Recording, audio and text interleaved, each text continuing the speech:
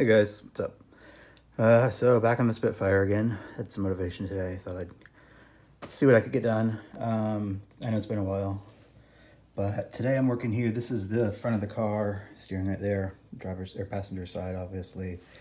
Rocker panel, and I already knew this panel was going to need some work. If you can see down there, it's pretty much shot.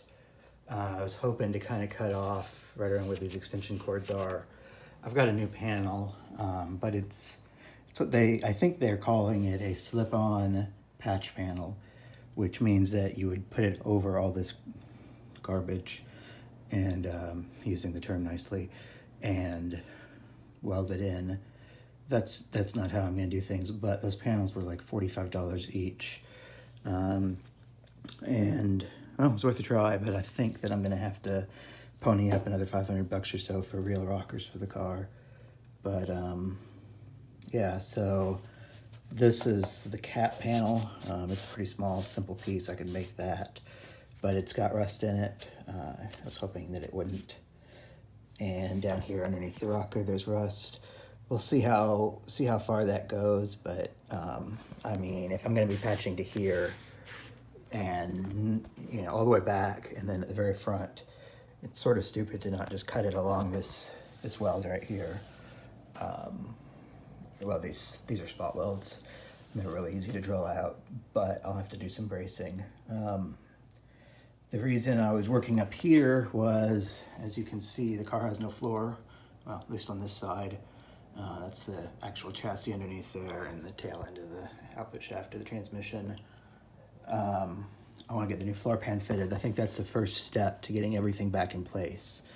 I do have the doors braced, but this door is braced. I'm going to actually take this piece of steel and move it to the inside, because right now it's bolted to where the door hinges and latch pickup points are, which means I can't fit the door. Since this is a convertible, you got to be pretty darn careful about what structure you can remove at any given time, and I don't want the car to pancake on me, even though it's on a chassis. Speaking of being on a chassis, as you can see right now, it's loose. I've still got 2 bolts holding it down back there, kind of behind the back seat, or the front seat, only seats, where that angle grinder is. But yeah, my plan right now is definitely, I'm going to have to replace this panel. There's no question. I'm not sure I'm going to try to reuse those cheap patch panels. So I'd have to seam weld. I'd have to cut out here and do a huge seam weld all the way along there or something. We'll see. I do have about $600 in sheet metal on the way, which is going to include the braces. A lot of it's bracing. There's a tunnel brace that goes here, that goes from the chassis out to the door sill. That needs to come. I've got inner door seals. As you can see, there's nothing left there.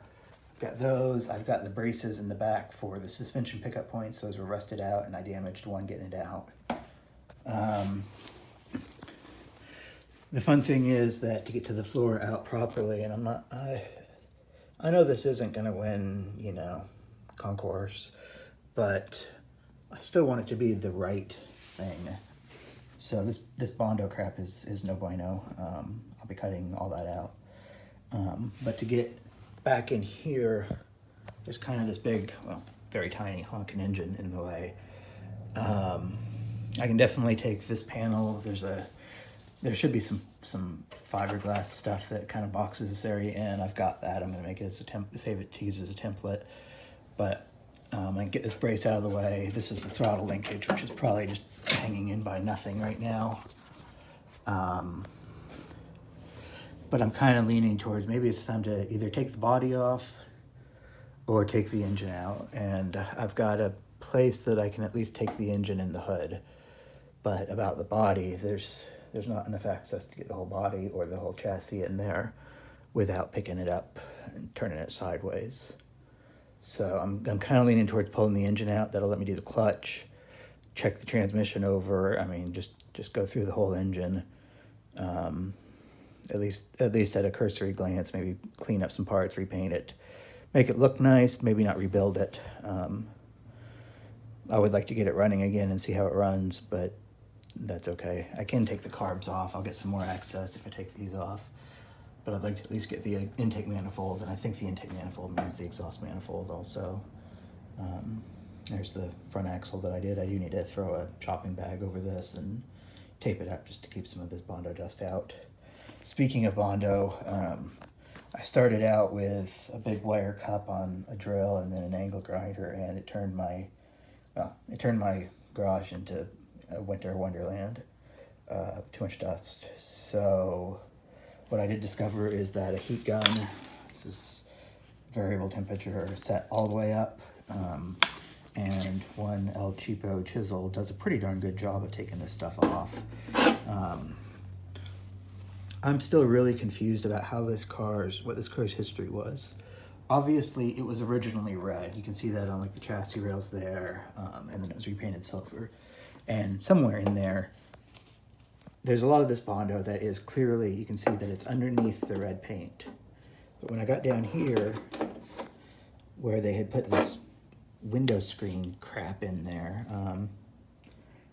I don't know if that was done, surely they didn't strip the whole car and then just put Bondo and window screen in there to fix it. So I think these are patches that were done in between silver, well, original red and silver, probably sometime in the 70s or 80s, since this is 65. I think I've mentioned that this car was apparently off the road since 83. So anyway, this is the front of the floor pan right here. There's a little bracket under there that I might have cut into a little bit, but that's no big deal. I can make a new one or weld it up or whatever. I'm not too worried about that. This thing's just sort of a mess, but yeah.